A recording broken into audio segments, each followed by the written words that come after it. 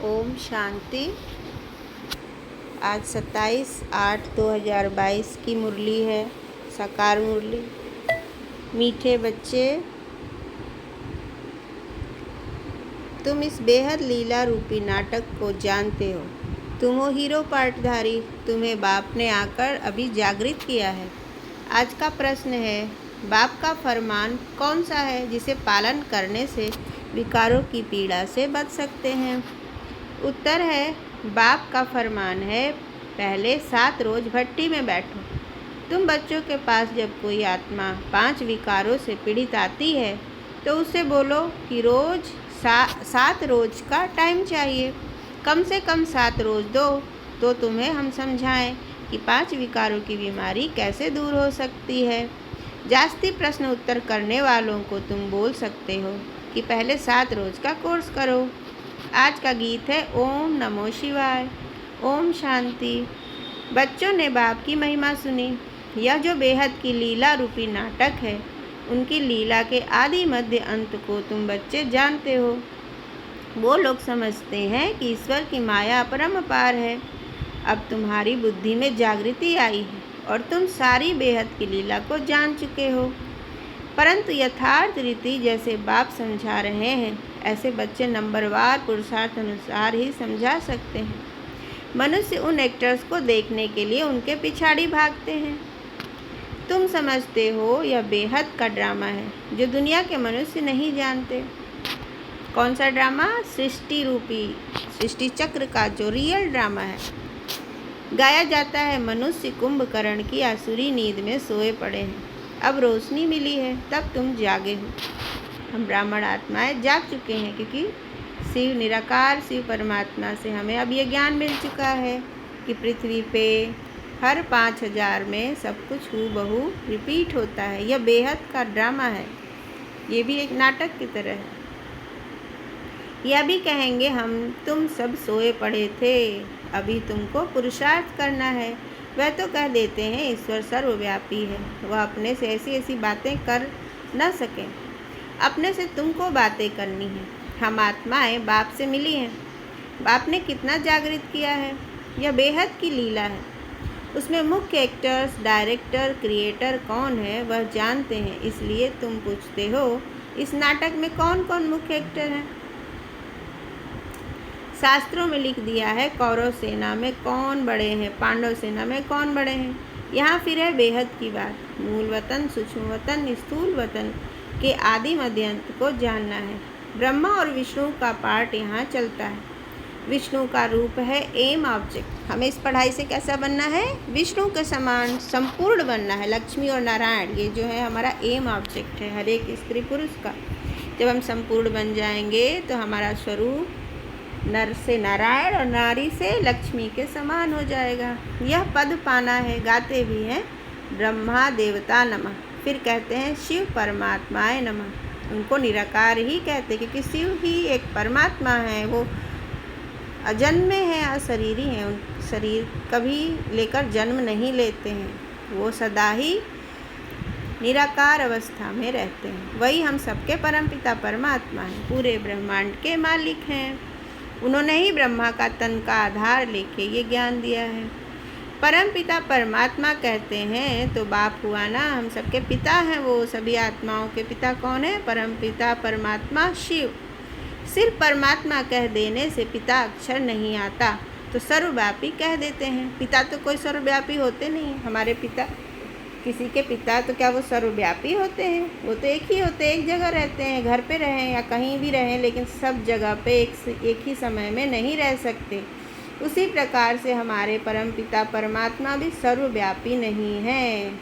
वो परम धाम निवासी हैं, वहाँ से उनको आना पड़ता है। सतयुग से बदल के पृथ्वी को स्वर्ग बनाने, नरक से बदल के स्वर्ग बनाने के लिए उन्हें आना पड़ता है। इसलिए मनुष्य को कुछ समझ में नहीं आता, जैसे तुम भी नहीं समझते थे। पहले हमें भी ज्ञान नहीं था। बाप आकर पतितों को पावन बनाते हैं, यह किसको पता नहीं है। तुम बच्चे अभी कितने समझदार बन गए हो। आदि से लेकर अंत तक तुम सब कुछ जान गए हो। हमें इस ड्रामा का पता चला है ना, जो भी ब्राह्मण बन जाते हैं, ब्रह्मा कुमार ब्रह्मा कुमारी बन जाते हैं, उनको ही ये ज्ञान प्राप्त होता है। ड्रामा देखने जो पहले जाएंगे तो ज़रूर आदि मध्य अंत सारा देखेंगे और बुद्धि में रहेगा हमने यह देखा है। फिर भी चाहना हो देखने की तो देख सकते हैं दोबारा भी, है ना।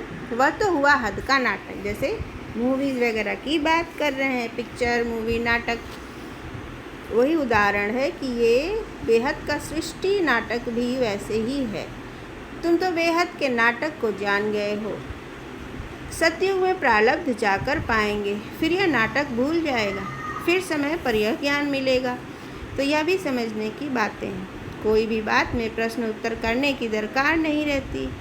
7 रोज़ भट्ठी के लिए कहा जाता है, परंतु 7 रोज़ बैठना भी बड़ा मुश्किल।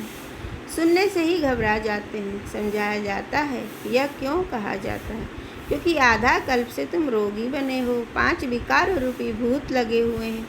अब उनसे तुम पीड़ित हो, तुमको युक्ति बतलाएंगे कि कैसे इस पीड़ा से छूट सकते हो। बाप को याद करना है, जिससे तुम्हारी पीड़ा हमेशा के लिए ख़त्म हो जाएगी। बाप का फरमान है कि 7 रोज़ भट्टी में बैठना है। गीता भागवत का पाठ रखते हैं तो भी 7 रोज़ बिठाते हैं। यह भट्टी है, सब तो नहीं बैठ सकते, कोई कहाँ है। आगे चलकर बहुत वृद्धि को पाएंगे। जो हमारे ब्रह्मा कुमारी सेंटर पे 7 दिन का कोर्स होता है, उसकी बात कर रहे हैं हमारे शिव बाबा कि 7 दिन का कोर्स करो पहले, तब तो ज्ञान समझ में आए कि क्या है ब्रह्मा कुमारी, किन की बातें करते हैं ये लोग। तो 7 रोज़ की भट्टी गाया हुआ है। 7 दिन का राजयोग मेडिटेशन कोर्स हमें सबसे पहले सेंटर पे करना होता है। ये फ्री ऑफ कॉस्ट होता है। आगे चलकर बहुत वृद्धि को पाएंगे। यह सब है रुद्र ज्ञान यज्ञ की शाखाएं। जैसे बाप के बहुत नाम रखे हैं, वैसे इस रुद्र ज्ञान यज्ञ के भी बहुत नाम रख दिए हैं। रुद्र कहा जाता है परम पिता परमात्मा को। सो तुम जानते हो, राजस्व अश्वमेध अर्थात यह रथ इस यज्ञ में स्वाहा करना है। बाकी जाकर आत्माएं रहती हैं। सबके शरीर स्वाहा होने हैं। होलिका होती है ना, विनाश के समय सबके शरीर इस यज्ञ में स्वाहा होंगे। सबके शरीरों की आहुति पड़नी है, परंतु तुम बाप से पहले वर्षा लेते हो। जाना तो सभी को है, रावण का बहुत बड़ा परिवार है, तुम्हारा है सिर्फ दैवी परिवार छोटा। आसुरी परिवार तो कितना बड़ा है, वह कोई देवता बनने वाले नहीं हैं। जो और धर्मों में कन्वर्ट हो गए हैं वह निकल आएंगे। परमपिता परमात्मा ब्रह्मा मुख द्वारा मुख वंशावली रचते हैं। बाबा ने समझाया है, पहले हमेशा स्त्री को अडॉप्ट करते हैं, फिर रचना रचते हैं। वह तो है कुख वंशावली, यह सारी रचना है मुख वंशावली। तुम उत्तम ठहरे क्योंकि तुम श्रेष्ठाचारी बनते हो। तुमको सिर्फ बाप को ही याद करना है, क्योंकि ब्राह्मणों को बाप के पास ही जाना है। तुम जानते हो, वापस घर जाकर फिर सतयुग में आकर पाठ बजाना है सुख का। बहुत लोग समझते भी हैं, फिर भी 7 रोज़ देते नहीं हैं। बहुत लोग सही मानते हैं, अच्छा लगता है उनको ये ज्ञान, लेकिन वो 7 दिन का कोर्स करने नहीं आते हैं। बाबा ये बोल रहे हैं, इतना भी समय नहीं निकाल पाते हैं। तो समझा जाता है ये अपने घर आने का आनंद नहीं है, मतलब कि वो हमारे धर्म का नहीं है, देवी देवता धर्म का नहीं। अनन्य होंगे तो उनको बड़ा अच्छा लगेगा। कई 5, 8, 15 दिन भी रह जाते हैं, फिर संग न मिलने कारण गुम हो जाते हैं। विनाश नज़दीक आएगा तो सबको यहाँ आना ही है, राजधानी स्थापन होनी ही है। नंबरवार जैसे कल पहले पुरुषार्थ किया है वह अभी भी करेंगे। तुम्हारी बुद्धि में है, हम बाप से वर्षा ले रहे हैं पुरुषार्थ अनुसार। जितना हम याद करेंगे कर्मातीत बनेंगे, उतना ऊंच पद पाएंगे। पहले पहले सृष्टि सतो प्रधान थी, अब तो तमो प्रधान है। भारत को ही प्राचीन कहते हैं। तुम जानते हो, हम सो देवता थे, फिर 84 जन्म पास किए, अब फिर बाप के पास आए हैं वर्षा लेने। बाप आए हैं पावन बनाने। पतित बनाता है रावण, हम बेहद के मुख्य ऑलराउंड पाठधारी हैं। सूर्यवंशी चंद्रवंशी चक्र लगाकर अब सूर्यवंशी से फिर ब्राह्मण वर्ण में आए हैं। ब्राह्मण तो जरूर चाहिए ना, ब्राह्मण है चोटी। ब्राह्मण चोटी रखवाते हैं। देवता धर्म भी बड़ा है, यह तो बुद्धि में है ना। हम बेहद ड्रामा में ऑलराउंड पार्ट बजाने वाले हैं। यह वर्ड भारत के लिए ही गाए हुए हैं। अक्सर करके विष्णु को ही दिखाते हैं। उसमें शिव बाबा और ब्राह्मणों की चोटी उड़ा दी है। वह दिखाते नहीं हैं, ये शास्त्रों में सिर्फ विष्णु को दिखाते हैं, चतुर्भुज विष्णु।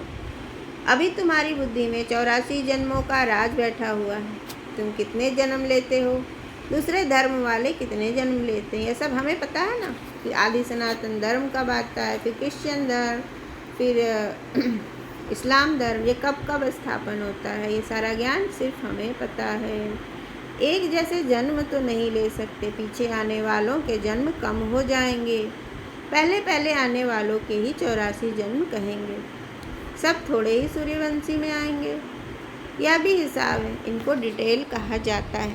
बहुत बच्चे भूल जाते हैं। स्कूल में भी फर्स्ट सेकंड ग्रेड तो रहती है ना, पहली पहली नज़र टीचर की फर्स्ट ग्रेड वालों की तरफ ही जाएगी। तो तुम्हारी बुद्धि में सारी रोशनी है, बाकी एक एक की डिटेल में तो जा नहीं सकते। मुख्य धर्मों का समझाया जाता है।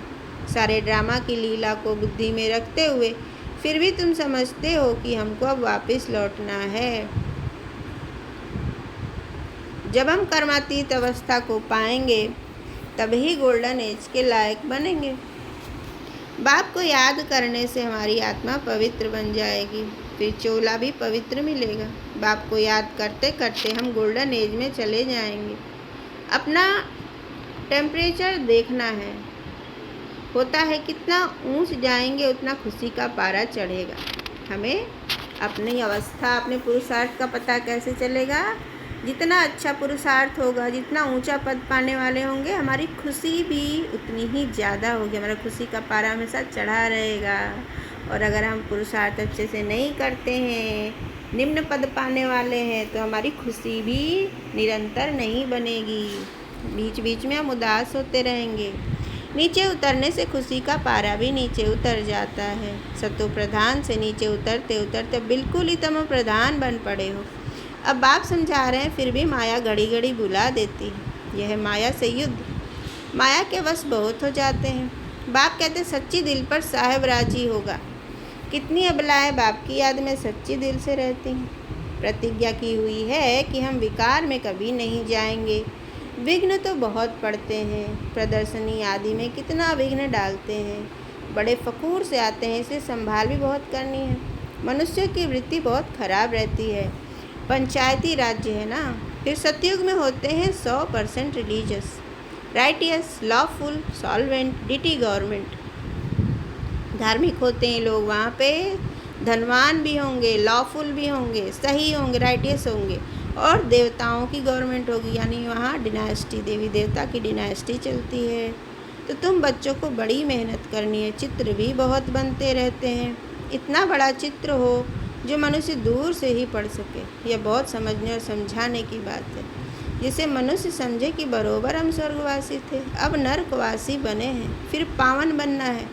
ड्रामा का राज भी समझाना है। यह चक्र कैसे फिरता है, कितना समय लगता है।